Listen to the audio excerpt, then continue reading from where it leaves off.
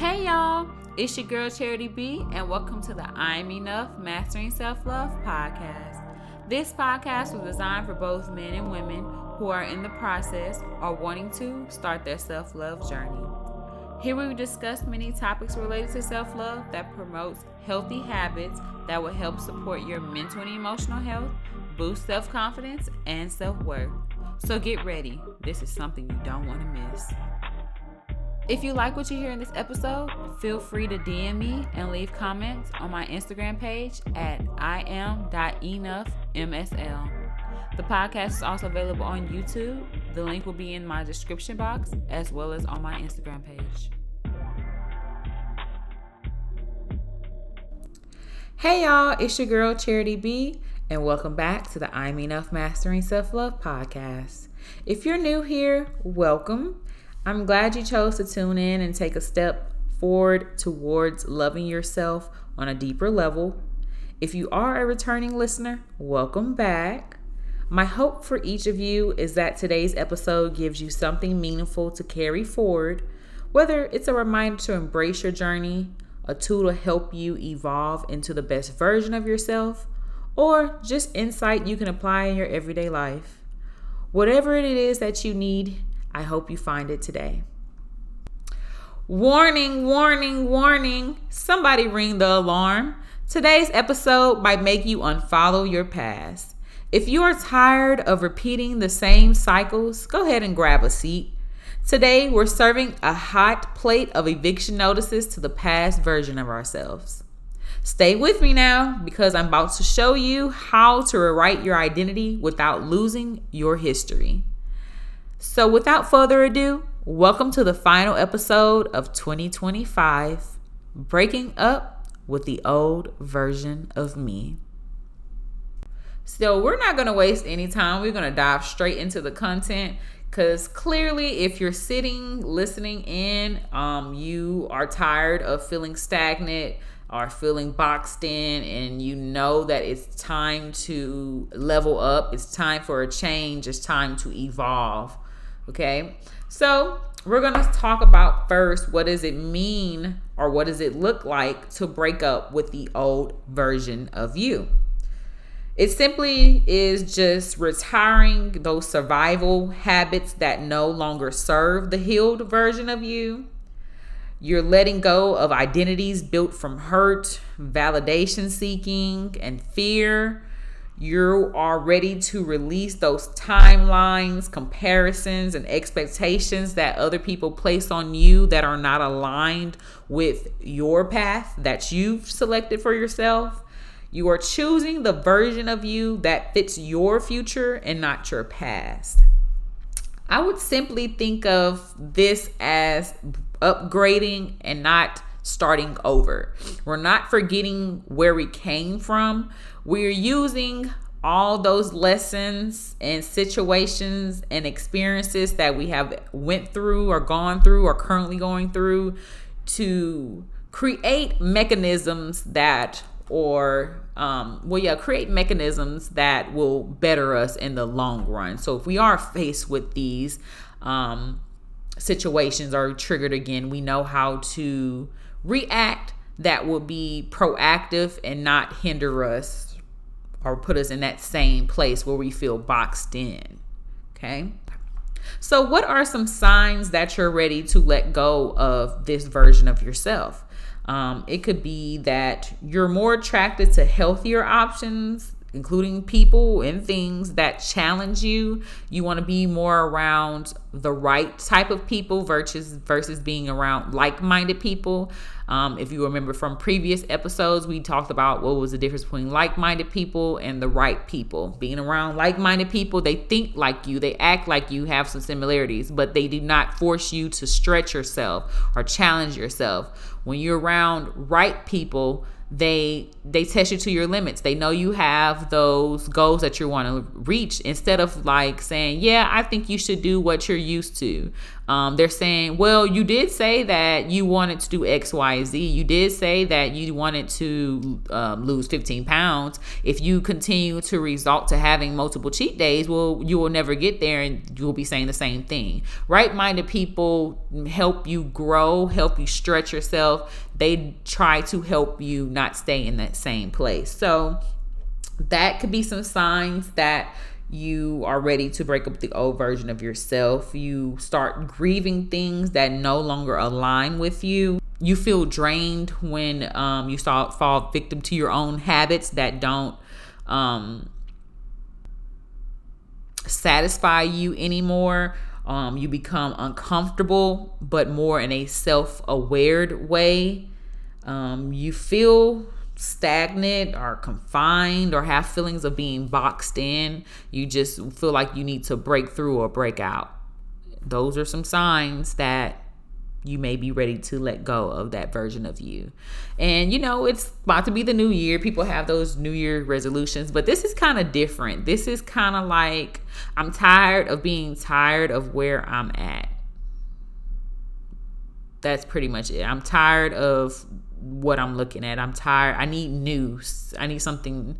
I'm ready to shed my skin and evolve into whoever I'm supposed to be. That's like a big sign there too. From a personal standpoint, when did I realize that I've outgrown my old version? I think I was pushed in it this time. I think I was pushed into outgrowing it. I feel as though in the season that I am in, it is called push season. I've identified it. Usually I have been in a space where I've decided, okay, I no longer like these things. I no longer like being around this person. I clearly have outgrown this friendship or this relationship. It's time for me to move on and be a better version of myself. People normally go through that. That's just life. You mature, things change. You want different things as you mature in life. I mean, that's one way to realize you have outgrown the version of yourself. But some of us out here have reached that point in life where we have been pushed into a season. God has says, no more. You thought that was the best, but I'm going to show you how good it can get. And I feel like that's where I'm at. I'm in the push season. I've been through a lot. I have experienced a lot, and I'm pretty sure those out there listening can understand. Going through a lot of different life changes, or experiencing certain things like death, trauma, abuse, betrayal from a partner, a friend, or someone you cared about can change you and how you think.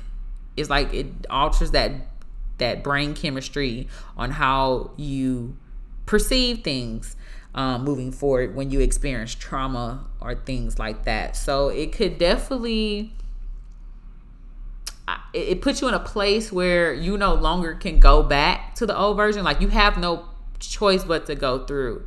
If you're not a giver-upper, which is, I'm not a giver-upper, and I just know, like, I know on the other side of this, once feel like I'm fully healed, that I'm gonna get everything that I want, or I deserve. The tables always turn. So it may seem like, oh my gosh, well, why? But at the end, you can't just go through all of the crap you go through, and then on the other side, it's not glory land.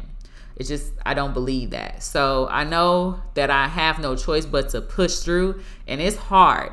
It feels like where I'm at now, I'm in the middle of the storm, and I'm looking it in the eye, and we just looking at each other, and I refuse to break eye contact because I know I need to leave in one piece. I refuse to give up because I can't stay where I'm at, because I feel as though I'm stagnant, or I feel stuck. I feel uncomfortable, and I need to grow. I know I've outgrown some things, and I'm being pushed, and there's a lot on my plate, but I know I can't give up.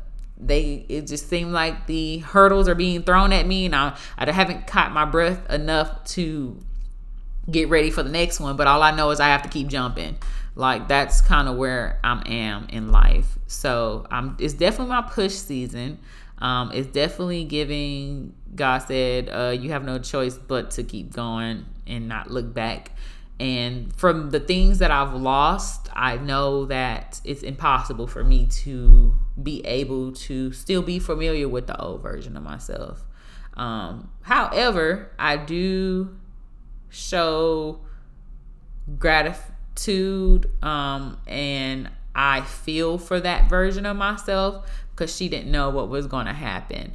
But my mother, because my father died at a young age, but my mother definitely, through the teachings and her love and support, definitely was a major impact on me being able to get through it or survive through the first part the way I did, because I would not have been able to do it without my mama or God. Like, I just, even in spirit, I wouldn't be able to be where I am today.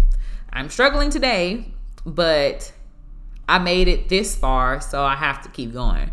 But that just goes to say, though, for sure, I think I'm in my push season. And for a lot of us, our push season can look a little different. But it's definitely one of those seasons where you have no choice but to go through. You can't turn back. You can't run to this person. You can't reach out for a helping hand. You in this one with you and God and alone, just going through the storm. So if you are in your push season and you feel like this is all why you have to break up with the old version of yourself because it's giving no more, then I definitely feel for you. And I hope that you keep going. Like, you have to keep going. I truly believe deep inside that on the other end, it gets better. It gets better. Like, joy cometh in the morning. It might rain at night. It might be a whole bunch of hell at night. But when the sun shines, it shines. So for me, that's kind of where I'm at, where as far as feeling like I've outgrown the old version of myself. But now we're going to talk about how we released our old version of ourselves fully. So this is like our breakup conversation. Okay. So there are 4 steps in trying to release the old version of you. The first one is to identify the version that you need to let go. This can look like the behaviors that are tied to your old wounds, the patterns you keep repeating that result in the same outcome. Okay, do you hear me? Patterns that we keep repeating that result in the same outcome. A cycle is going to be a cycle, and things will keep being the same unless you make a change. Okay, just because you care about somebody, but y'all keep experiencing having the same outcome, there's no way that the cycle would change unless you change an element in the cycle. That is the only way that it's going to produce another or a different outcome. So we have to break those patterns that allow us to keep resulting in those same outcomes. You also have to think about what trauma stories that you hold on to. We can constantly say, yeah, my daddy left my mama. My mama was this and that to me. She wasn't there, or she did X, Y, and Z, or my ex did X, Y, and Z, and he betrayed me, and yeah, he did this, and okay, yes, that is very much true. But if we keep reliving our stories and we don't take any steps to make a difference and have a different outcome, or to persevere through whatever that person tried to do to you, you're going to continue to be stuck in what Jimmy and your mom and your ex and your dad did to you. You're not going to be able to move forward. You're going to stay stagnant in that bubble of trauma and what was done to you.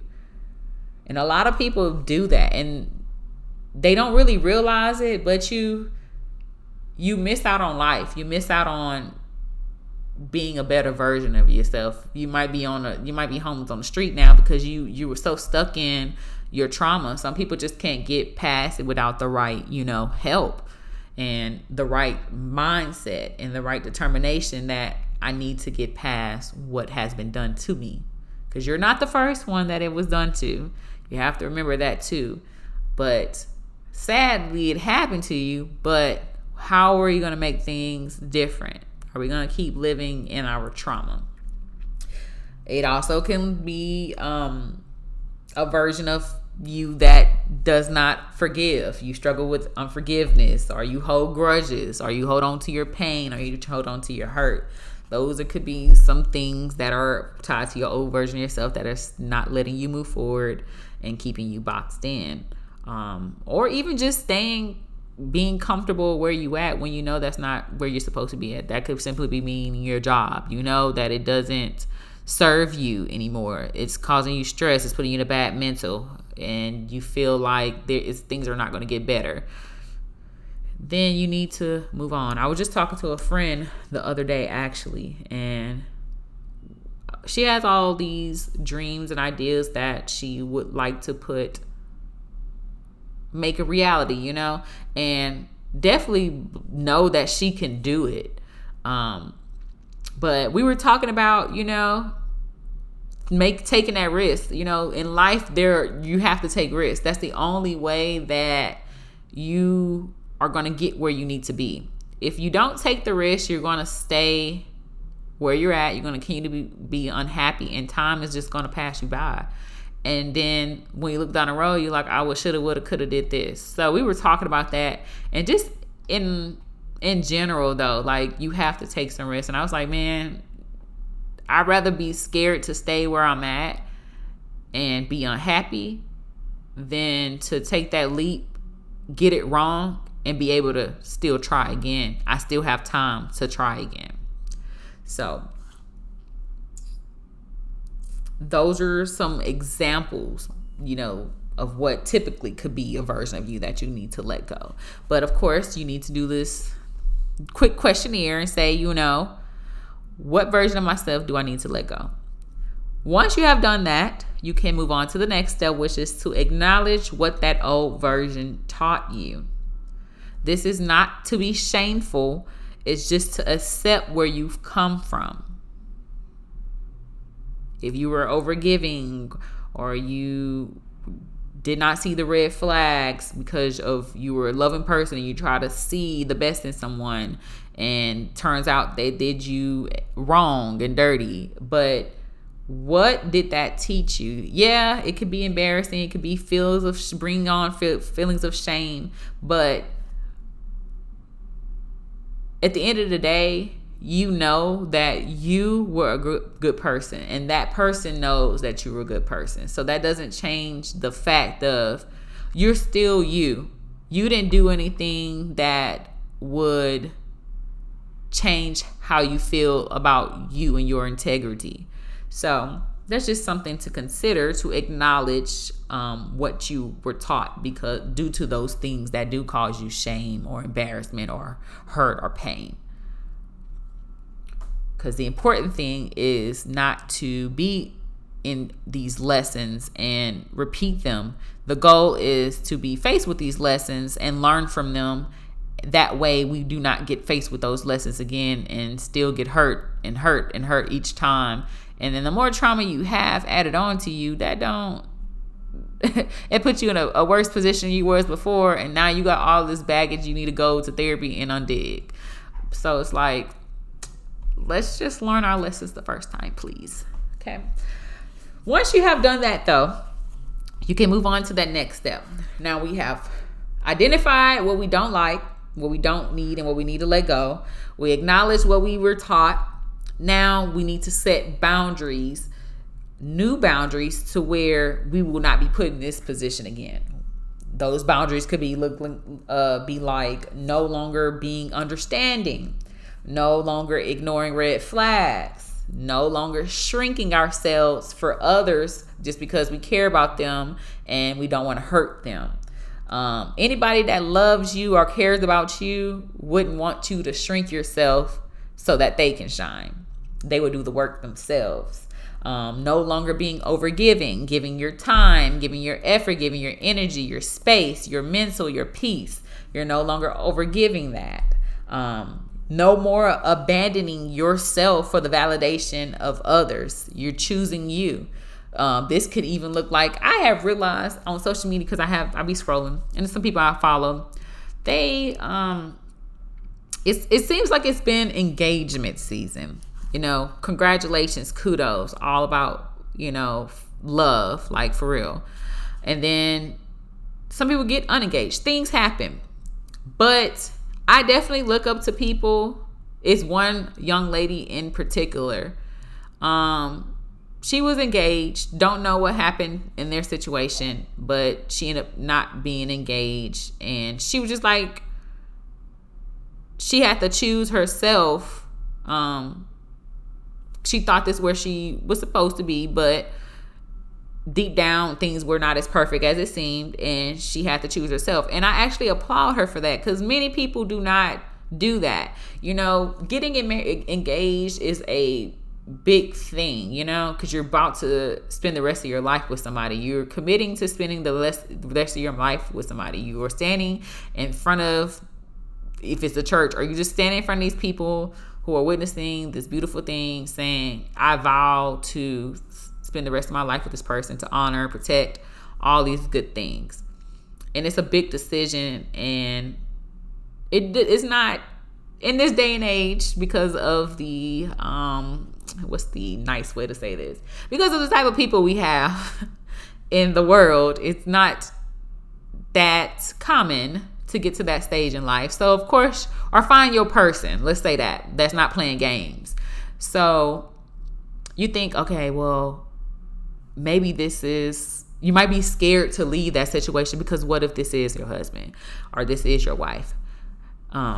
But she took the moment and she actually chose herself, and she was like, no, this is not going to work. And I actually applaud her. She chose herself in that situation when she knew that it was better out there. There's always better. You have to do the hard things. Loving yourself and putting yourself first and not abandoning yourself means to do the hard things, because there's so many things coming into play. What you think, how your heart feels, especially if you love somebody, that's pulling on your heartstrings. Your mind and your heart don't agree. So you have to make those hard decisions that's best for yourself. But that's just an example of no more abandoning yourself for no more abandoning yourself, period. Not just for validation, but just in general. But anyways, in this step, for sure, set those boundaries that you would like to have that the old version of yourself did not have. After you have identified the version that you need to let go, acknowledge what you were taught by the old version of yourself, and you have set clear boundaries now, you are now ready to create your ritual of release. This could be journaling, decluttering your physical spaces to help declutter your mental spaces, smash therapy, my all-time favorite. I think this is going to be my ritual of release. I need to let out I got some pressure built up. Okay. I need to let it out. It also could be a change in routine, having a morning routine, having a night routine, whichever one floats your boat. That can also be a ritual release, doing things different. That's tapping out of those patterns we're used to. Having affirmations for your new identity as well, and having reflective days or meditation days. I particularly, if you have noticed, I have self-reflection Fridays. I picked Friday because that's the last day of the week, and I work Monday through Friday, so I typically like to do that on the last day of the week so I can decompress and then get ready to rest for the weekend, or disconnect from whatever was going on in that week. This time is where I just pay attention and become more self-aware of how I felt during the week, whether it was negative or positive, if there was something I should do different or that I did differently and I liked to do and want to continue to do it. Those are just things that I look at and then move forward. The next week you do things different. It just helps to get it all out, and helps you change for the better moving forward. And it's also teaching you mindfulness, to be more mindfulness and increasing your self-awareness as well. So far, you have identified the version that you need to let go. You acknowledge what that old version has taught you. You have set boundaries, and you have now picked a ritual of release. Now you're going to put it all together. For this particular episode, I'm going to give you an activity to complete before December 31st. Okay. The activity or our ritual release will be a journal, or if you prefer to type it up, or if you prefer to say it on an audio, whatever floats your boat. But the activity is to write your breakup letter to the old version of you. In this letter, of course, I want you to show gratitude and get the closure that you need. Some examples of gratitude is stating what that version of you, that version taught you, or appreciation for being there when you needed that version of you to be there. Thank you for surviving. Thank you for your protection. Acknowledging, I know what you went through and I feel for you. Also stating in that letter why you are letting this version of you go. Those boundaries that you have picked in those previous steps, you're going to list those in the letter, setting those clear boundaries, saying, I'm not going back. I'm done choosing comfort over growth. I am no longer being understanding. I'm no longer ignoring those red flags. I'm no longer shrinking myself.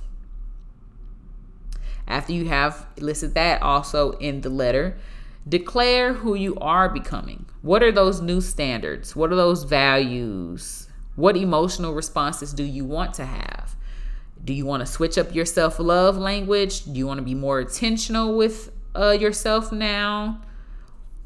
Who do you expect to become, or who will you be becoming?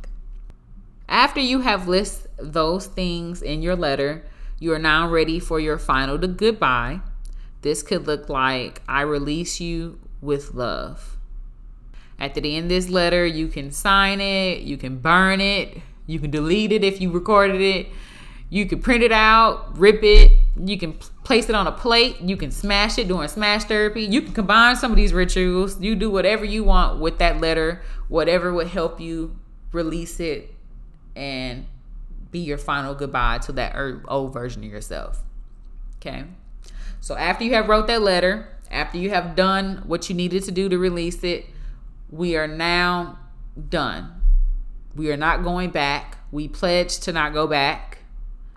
If you need to play a song to help you know that you're not coming back, mine in particular is Jesse McCartney. I don't know how old y'all are. I'm leaving, never to come back again. Hopefully that sounded as good as it sounded to me. Could be tone deaf, but it sounded good. That's all I'm gonna say. But anyways, that's where you're at. You ain't coming back. You're not. That's a toxic relationship you're leaving behind. Okay. But once you have done that, you are now ready for your rebirthing process. Okay. So who are we becoming? What does the new version of us look like? What is she like? What is he like? What does the healed version of you look like? What standards do you have that are non-negotiable? It's time to do the work. It's time to actually handpick those qualities, personalities, and traits that we want to have in the person that we're becoming. We should also be creating those new self-love affirmations. For an example, I choose evolution over repetition.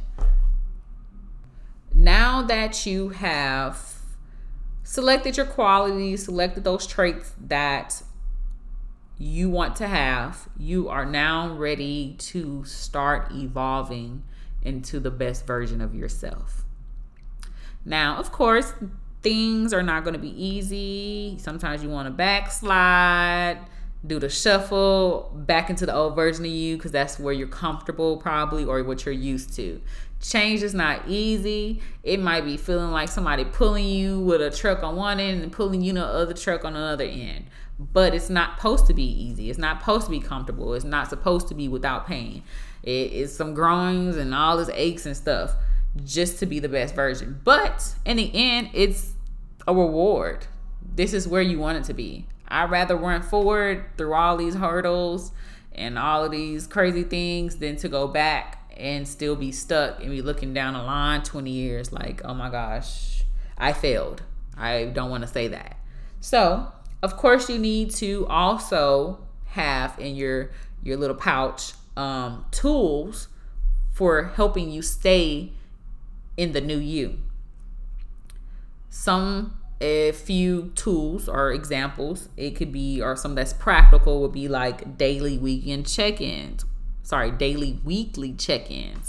Like I said, the self-reflection days. Mine is every Friday. If you don't work every Monday through Friday, pick an off day or pick the last day that you work for that week, and that'll be your self-reflective days. I know it's hard to find time, especially if you got kids, especially if you got a family, but at least set aside 10 minutes. It could be even in the shower, or when you're in the morning when you're doing your morning routine, or before you go to bed. Check in with yourself. It only takes about 5, if that, 2 to 3 minutes to actually make sure you're okay and do your daily check-ins. Also having accountability circle. Stop surrounding yourself with like-minded people and surrounding yourself with like-minded people who challenge you. I'm not saying that you have to just cut off everybody, because family and all that, though you actually love them, but you can also expand your circle, not just to the close friends or family that you have. You can expand your circle to other people who actually help you want to make a difference, want to see you do better, want to see you grow. Okay. Picking a routine. Routine helps you stay on top of things. Without a routine, anything is liable to happen. But if you keep doing it over and over again, eventually, it no longer becomes something you got to think about to do. It just naturally happens. Also, celebrate yourself. The small wins, big wins, it don't matter.